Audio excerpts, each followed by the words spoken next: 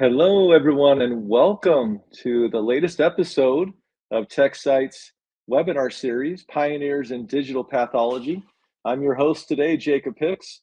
We're excited today to learn more about the power of Fusion AP via the Aira Matrix AI for prostate pathology integration. So I am joined today, and I'll do introductions here in just a moment, with Dr. Tiffany Chen, our Chief Medical Officer, as well as Marco from Aira Matrix. Marco Comianos heads Aira Matrix's commercial organization in the United States and Canada. You'll get to know him more live on camera in just a moment. He has over 25 years of experience in sales and marketing and commercial leadership in the healthcare and life sciences industries across a broad range of medical imaging, EMR, and healthcare AI companies. Marco holds a Bachelor of Science degree in Business Administration. And Dr. Chen will be joining us at the end for Q&A. I do want to remind all of you, our standard format will be enter any questions you have or comments in the chat. We will address those and have dedicated time to question and answer at the end. Our agenda will share a little bit about Techcyte Fusion AP. Then we'll turn the time to Aira Matrix and Marco, including he'll show a live demo of the Aira Matrix Prostate AI integration within Techcyte Fusion AP, and then we'll do some Q&A. So first, a bit about Techcyte. Techcyte is a leading digital pathology platform globally. We have over 8,000 sites in clinical production using Techcyte across anatomic and clinical pathology labs, as well as veterinary pathology and environmental labs. And we've got team members across several countries and several states of the United States. We have built a platform designed to help automate and digitize microscopy for labs. We do that using workflow AI and diagnostic AI across microbiology, histology, cytology, hematology, all the various medical disciplines. As we've built this platform, we really have tried to focus on a lab's workflow to help drive efficiency and accuracy gains. Going digital just to go digital, too many labs have learned that really doesn't yield a return on investment. But when you add workflow AI and diagnostic AI across these various disciplines, there's a business case to be had around the time savings for reporting and reviewing, around the opportunity to digitize some processes that when they were analog, they were actually slower. And you can see across Techcyte's portfolio, across AP and CP, we have a variety of test solutions with both workflow AI and diagnostic AI. On the right-hand side, I'll just draw quick attention. Our platform is a lot more than just a viewer or an IMS, an image management system. We have really developed a platform that integrates into your workflow. We will connect to the LIS and the EHR and PACS. We can help you integrate with your reporting, including CAP synoptic reports and ICCR synoptic reports. We also enable our own AI or third-party AI on the platform. A bit about regulatory. Techcyte's platform is for research use only in the United States. We are CE marked in the EU, as well as UKCA certified across several of our solutions. So about Techcyte Fusion AP specifically, that is our solution for histology applications. You already heard me mention that we have solutions in cytology, microbiology, hematology. We are the only unified platform across anatomic and clinical pathology in the world. But our vision with Fusion, in development with several partners and collaborators, was to transform the practice of pathology by unlocking the true value of digitization, the value of integration, and of AI through one integrated SaaS, or software as a service, digital pathology platform. Any of you who practice pathology, and I know there are a lot of experts on the line right now, you know the various challenges. This is highly skilled work, from the pathologist to the histotech and everybody in between. There are lots of elements about the process to actually get a patient result out the door. And with those challenges, you got everything from the tissue slice or the acquisition of the specimen to how are the slides being prepared, how are they being reviewed, how are they being reported, how are they getting communicated back out to the ordering physician and to the patient themselves. As Techcyte approached each of those use cases with our partners and collaborators, it resulted in a very robust digital pathology platform for surgical pathology.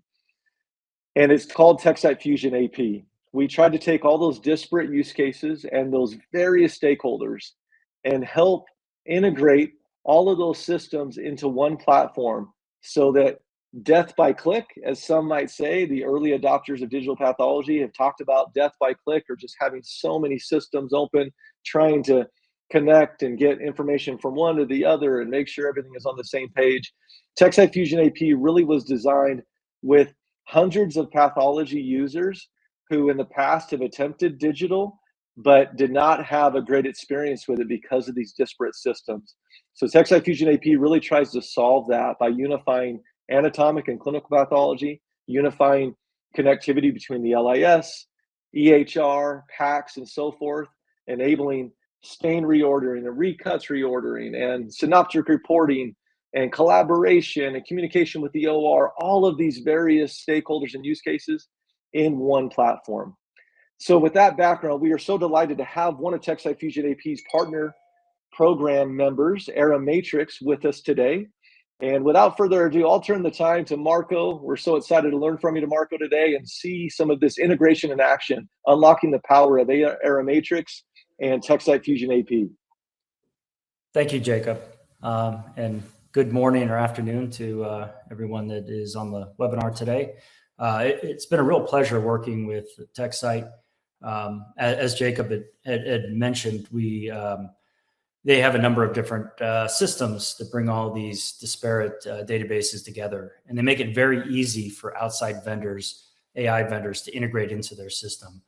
That interoperability, I think, is key. I came from the radiology side of the business, and I saw where you had all these disparate systems and eventually they came together. So having those databases and different systems be able to talk and interactively share information is key, especially for the workflow for a pathologist that doesn't want to have to log into all these other systems. So, if there's one thing I could say about Techcyte is that they made it extremely easy to integrate in for an outside vendor. As everyone knows, there's a number of different AI solutions. I think we'll continue to see that grow. The pharmaceutical companies now are developing companion diagnostic solutions and other solutions, AI solutions that will accompany not only diagnosis, but also some of the prognostic, predictive, and companion diagnostic tools that we're starting to see come into the market. So we're going to see this grow, and having that interoperability is key, from my opinion. I'll go real quickly and just give you a background on Aira Matrix. Aira Matrix is a company that's been in the market for over 12 years. We've got over 120 people on our team, most of which are on the development team. So we have one of the largest development teams in the industry that's developing AI for pathology. We started in preclinical pathology, so on the drug discovery side. And that's given us the ability to get into the market very early. That was the market that went digital first. They were the early adopters, and they really led the way for a lot of other technologies to come into the market. So we've had a lot of experience developing AI solutions on that side, and we still do. And then we moved into clinical about 6 years ago. So we'll talk about two products today, just to give you a quick overview of some other platforms and products that we sell, just to give you some context of what we do. So we've got a number of solutions on both the clinical and preclinical side as it relates to platforms. And then we have a number of products underneath those platforms. We're going to talk about two today. One is the prostate suite that's integrated into the Techcyte platform. And that integration is key because it makes for a very seamless integration and workflow for the pathologist. And then we'll talk a little bit about the quality control application. So just a little bit of background on the prostate solution that I'll show today. There's essentially three components. The product is called Aira Prostate, and that is kind of a all-encompassing suite name that we use. But that really refers to the tumor detection and Gleason grading tools that we have. So a diagnostic solution that's meant for the pathologist to assist the pathologist in looking for identifying tumor and grading the tumor tissue, and then providing some of the quantitative data that comes as metadata into the report. Excuse me. And then we also have some other tools that are now starting to make it into the platform. We have Aira Predict, which is a suite of predictive tools. So we're looking at molecular subtype expression and the H&E data and the morphology of the data. And then we're also doing risk stratification. So we have all of this data that is derived from the histology data that you're scanning at point of diagnosis. We're able to extract a lot of predictive and prognostic markers from that and make it available for the pathologist. Typically, these tools were generated through outside testing, through NGS testing, things that required additional modalities to provide that information, and it was typically only made available to the oncologist and beyond. These tools will now bring some of that data down to the pathologist so they can make a more informed decision and maybe put some of these patients into treatment plans earlier in the process. From a feature functionality standpoint, Aira Prostate, and we'll show this in just a minute through the demonstration, but it really does a few things here. It goes in and it looks for tumor tissue within those biopsies. So it's looking, for benign, suspicious, and malignant findings within that tumor tissue, and it's triaging the study list. And what's nice about that is if it finds something suspicious or malignant, it can start triaging that study list so you can order your IHC stains early and look at that data early in the process, and then come back to the ones that it found as benign. So it really works as a nice workflow tool that speeds up the process, and then it generates a tremendous amount of metadata that is available for the pathologist to do a diagnosis, report, and assist the pathologist with some of the workflow options. So just from a feature functionality standpoint, again, it has a tumor identification tool that's very specific. It does Gleason grading. It also calculates a number of things like core length, tumor percentage, tumor length, ISUP grade. And then we offer something in addition to that offers the fine-grained Gleason grading, and I'll talk about that in just a moment. And then we have some of the prognostic markers, such as perineural invasion, cribriform, NEPC, and pelvic lymph node metastasis detection. And then some of the AI tools that we're coming out with that would drive some of the predictive tools, those are still under development, but more to come there as we're developing and releasing those. Real quick, one thing I'll note, and then I'm going to flip over to the demonstration, is that we're offering gland-level annotations. So we're looking down at each of the glands and identifying malignant, benign, and suspicious areas, and then grading those glands at that level. And so it gives you very specific areas that it found tumor. It's giving you essentially the explainability of the algorithm, so you can see specifically why it graded something the way it did. If you look at the rest of the industry, most apply heat maps, and these are some of the early AI tools that came into the market. They showed heat maps or areas of suspicious tissue and applied a heat map over it, which was a great tool for identifying areas of suspicious findings and then making that available to the pathologist to make the interpretation. What it didn't do is give the full explainability for some of the algorithms that are derived from that calculate Gleason grading and some of the quantitative data that we pull from that. So having those very specific areas annotated and labeled and having that explainability within the algorithms output is really nice for a pathologist, because they can see specifically why it called something a certain grade. And of course, they can override any of the AI results. And then I'm going to switch over to the demonstration itself. So again, our solutions have been fully developed and integrated into the the Techcyte platform. What that allows for is for the pathologist to have a seamless experience within the solution. You don't have to log into another solution. You don't have to leave your viewer. Everything is built directly into the Techcyte platform. And so here's the study list from Techcyte. As you click in, everything pops up. It's all processed ahead of time. So essentially what happens is the Aira Matrix solution is running in the background.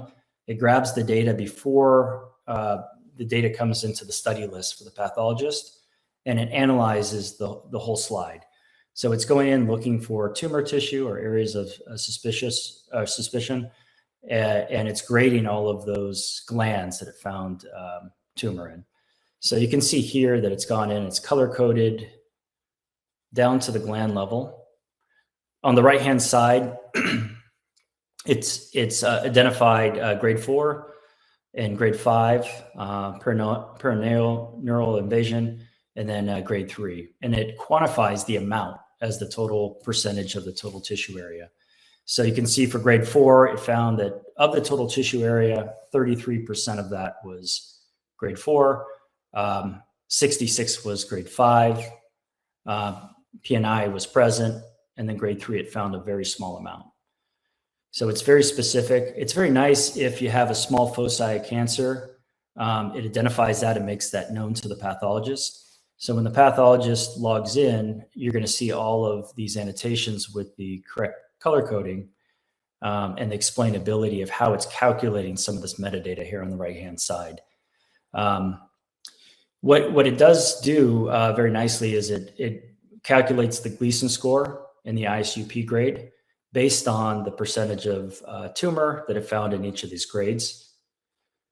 And then it gives you all that quantitative data. Now, if the pathologist disagrees with this, they can go in and change the results. But it correlates very nicely to what a pathologist typically would interpret the Gleason grade and the ISUP grade with. And the way we develop these algorithms is we've developed it on a large amount of data, and we've done several validations. So we've done validations with different academic medical centers, a number of labs, and then we've also done validations against outcomes data. What's nice about doing the validation against outcomes data is that becomes the ground truth that we could validate backwards from. So we had access to outcomes data that went out 10 years on the patient post-diagnosis. And then we could look back from the outcomes back to the point of diagnosis and look at that tissue and make sure that it aligns with the way that the algorithms are performing. If we just trained off of physician annotations, as you can imagine, there's a lot of subjectivity and nuance in that. And it's very difficult to only develop algorithms based on that because you'd have a lot of variability in the algorithm. So we've developed it on those annotations, but we've also made it validated against those outcomes to make sure that this was very accurate and very specific. So again, the workflow is very seamless. It's very easy. You can see all the annotations here. You have the ability to override some of these annotations if you disagree, or you could change any of the measurements that have been derived from these annotations. And it does it across all the cores. So you can see here's one core. Here's another. In this case, it found grade 4. So I misspoke before. I said of the total tissue area, it was calculating a percentage. It's actually of the total tumor tissue area that it's calculating this percentage. So in this case, it found grade 4 tumor. Of the tumor that it found, 100% of it was grade 4. It also found cribriform. So it does a very nice job at locating those specific areas. Here's another core. Yeah, and yeah, the other thing it offers is it can do a slide-specific analysis, which you're seeing here. It could also consolidate across all the different cores and slides and give a consolidated grade. So there's the flexibility to do either. And it essentially grabs the data, the metadata from those slides in the case, and then comes up with a consolidated calculation. Yeah, here's another example. This one found quite a bit of cribriform here. You can see. What's nice also is it overlays the annotations. So in this case, it found grade 4 tumor here that was also cribriform, had presence of cribriform. So you can see both of those annotations. You could turn off the annotations as well. One of the benefits here is you can use it as a tool that opens up and is present with all that data when the pathologist first logs into the case, or you could turn it on after the case. So it does all the analysis before the pathologist logs into the case, but how it shows or presents that data could be turned on or off, or put into a logic that allows you to look at the case without the annotations and without all the data.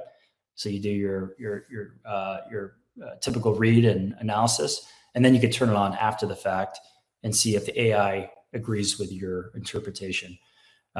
There's benefits and shortcomings of both workflows, but you have both workflows available within the system.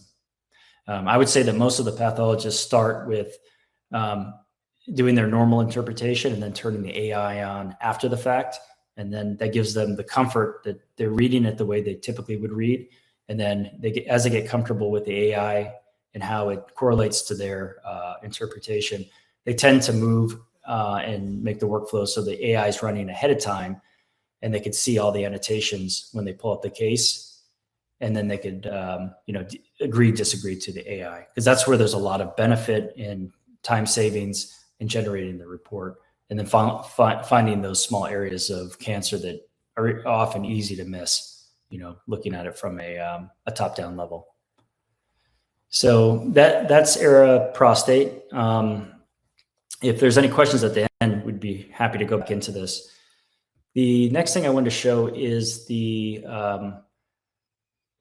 QC tool. And I'm going to go out of that application just for a second to show something.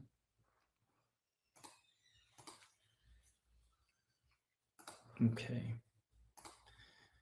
This is also fully built into the Techcyte platform. It can be run ahead of time, but I feel like I should show you the application that sits behind the Techcyte platform, and then I'll show you what the annotations or the output looks like in Techcyte.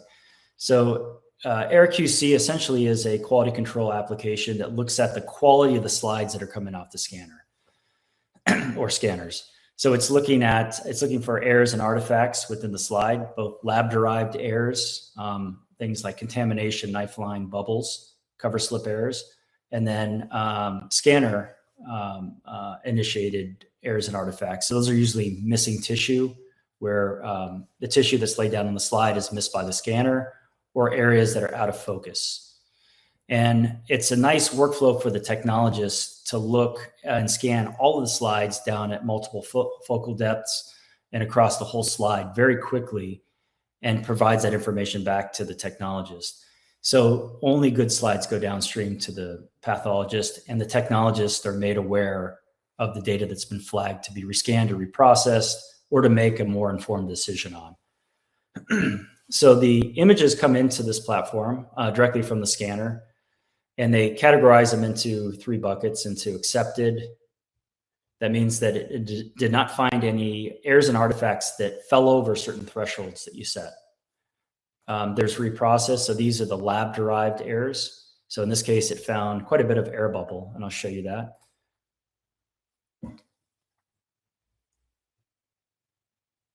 As that's loading, I'll talk. So it's going to go in, it's going to look for errors and artifacts within the tissue and quantify the errors and artifacts, and then annotate those results to the technologist. So it flags what it finds. It typically finds about anywhere from 5 to 10% of slides have errors and artifacts. Yeah, I won't open that. It's taking too long. But I can show you here.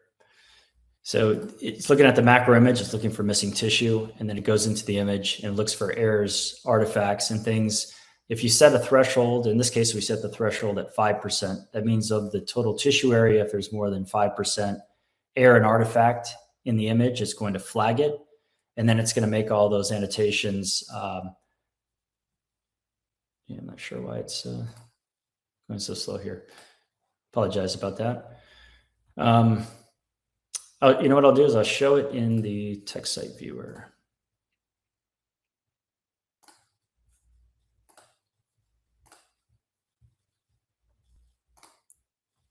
Okay. So here's a case where it did find a significant amount of blur. You can see very clearly that it found blur. Over 50% of the total tissue area has blur. So these are areas that the scanner did not digitize to the level of quality that you'd want for diagnosis. So what it does is it scans this before it goes into the Techcyte IMS, and it flags it based on the thresholds that you set, makes the technologist aware that there is a slide that didn't meet the thresholds that were set, and it gives all the annotations. So when the technician looks at the image, they can see very clearly why that image was flagged.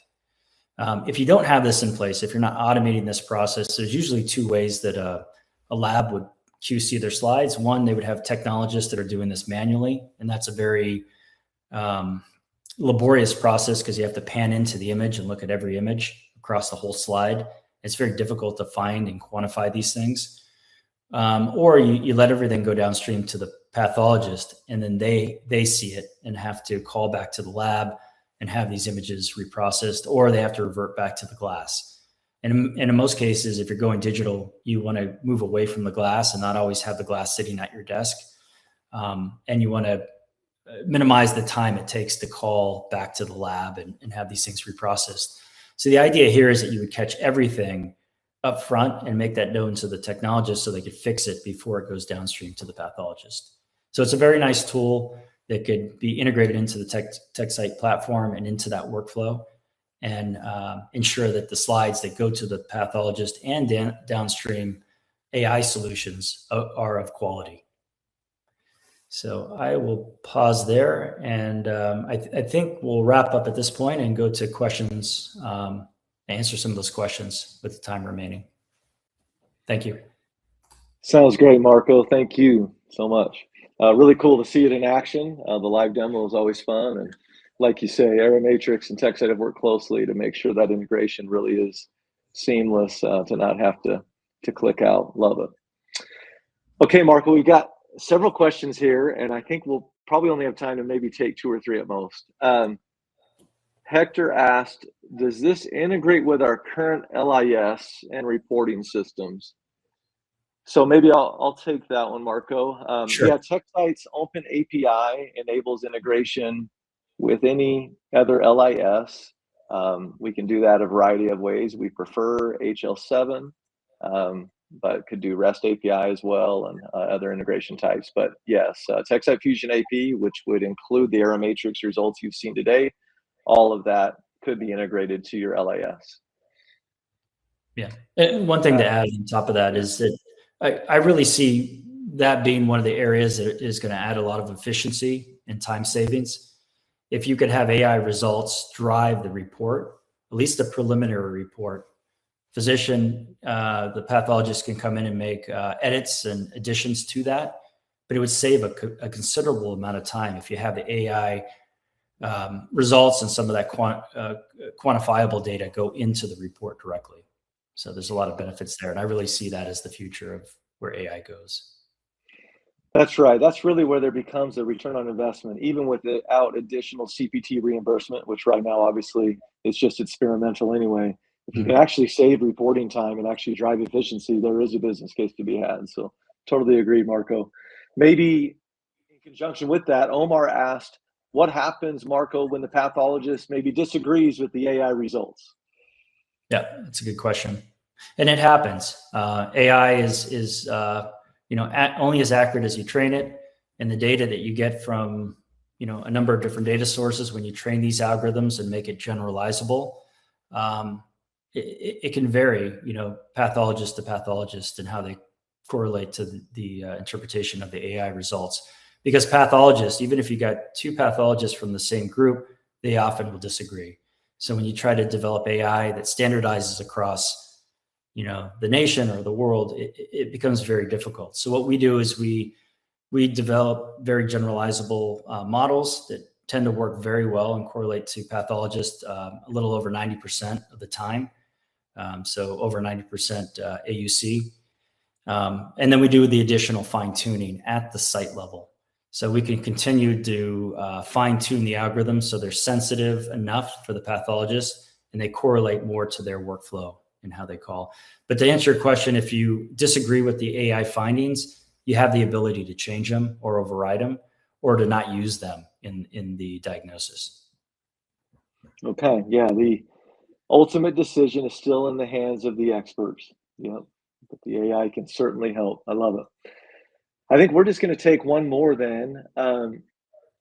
Marco, how consistent is performance? And you talked about generalizable, the generalization of the algorithm across markets and use cases, but how consistent is performance across different scanners, stains, labs? I would add geography, in any color you'd want to add there. Yeah, it's extremely important that, any AI vendor that comes into the space does a lot of validation and it gets a lot of diverse data because the data looks very different from different scanners. It's in different formats. The industry hasn't adhered to a DICOM standard, if you will, like radiology has or cardiology. I think it's coming. And obviously there's a lot of variation in stain quality and use. So it works quite well if you get access to enough data in your training sets. And then what we typically would do is we create these generalizable models that work very well across all the scanners, but we have to continue to develop and evolve these algorithms, as new scanners come out, as new standards come out, as new regulation comes out. We could also fine tune, kind of that last mile training and make that specific to each of the sites that we deploy in. So typically when we deploy, we do validation with the site. So we're looking at, real world examples from that site, and we work very closely with the pathologist to make sure that it's performing correctly on their data. And as you mentioned, even as this fine-tuning customization occurs, the good news is there are lots of peer-reviewed clinical validations that are complete. This is working in actual clinical sign-out in production. Things will only get better and better with technology, but these are technologies live, ready for showtime today. So yes. Marco, you've been very gracious today. Yeah, please go ahead. No, I was going to add that we, us as a company, we've done a lot of validation. These algorithms typically take years to bring through that process of development and validation. And then you continue to validate, through different engagements, both, with customers and with, different organizations that do this. So we're continuing to validate these solutions and grow them. And then we have papers that are published and peer reviewed. So, my recommendation for any customer that goes with an AI solution is to make sure that it's been properly validated in the market, that there's peer reviewed papers to back those validations. And then you also do self-validation, which is important. Well said. Marco Comianos from Aira Matrix, it's been really fun to have you on today's episode of Pioneers in Digital Pathology. We do have a few remaining questions that Techcyte and Aira Matrix will follow up with you individually after today's webinar. Again, reach out with any questions for Techcyte and Aira Matrix. We're happy to engage. And again, thank you for tuning in to this latest episode of Pioneers